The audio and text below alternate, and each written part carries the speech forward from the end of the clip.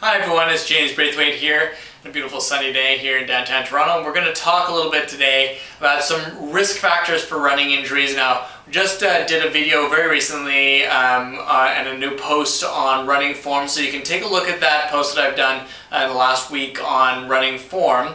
But we're going to talk about a few risk factors you might want to be considering as you get going into your running routine that can predispose you towards injury. Very simple couple things for you to consider. First of all is remember running mechanics. And again, I'm going to direct you towards the video that I did very recently on a good run form. Take a look at your running mechanics. That's probably the number one thing that you can clean up to help you reduce your risk of injury. Strike with your foot underneath your center of mass. The whole forefoot versus rear foot thing, I tend to like the forefoot run style. It doesn't have to be a forefoot run style. You can do a rear foot strike as long as you're striking with your foot underneath your center of mass. That will definitely help. And then there's a few other key things that I will again direct you towards that article that I've posted in the last week.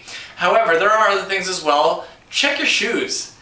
You're starting out on a new running routine. Have you got new shoes for the year? If you're running more than 30 kilometers a week, which is kind of a moderate amount. It's not a crazy amount if you're training for a race. If you're running more than 30 kilometers a week and your shoes are more than 4 months old, you should really consider replacing them, because the wear and tear on those shoes just does change the mechanics of your lower extremities. You go through the stride pattern, and that change in the mechanics can predispose you towards injury as well. So take a look at your shoes, more than 4 months old. Might want to consider a new pair. Look at the running surface that you're running on. That does matter. So concrete versus earth if you're a trail runner versus on a track versus a treadmill.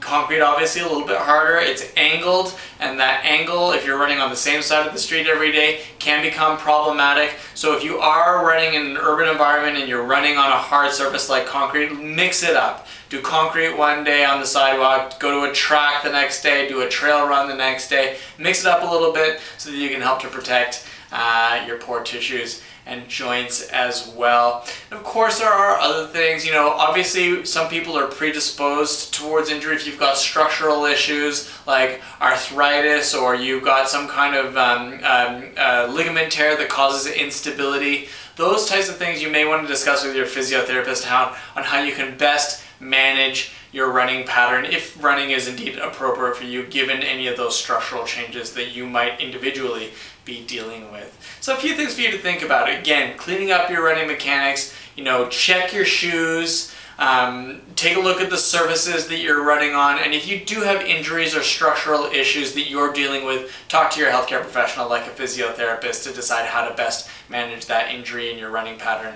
as well. So if you have any questions about this and you're preparing for a race, perhaps you're preparing for the Pride and Remembrance run that's happening here in Toronto next weekend, you can always call me with those questions and I'll be happy to talk with you about them. So have fun with your run, have a great summer, and we'll talk to you soon.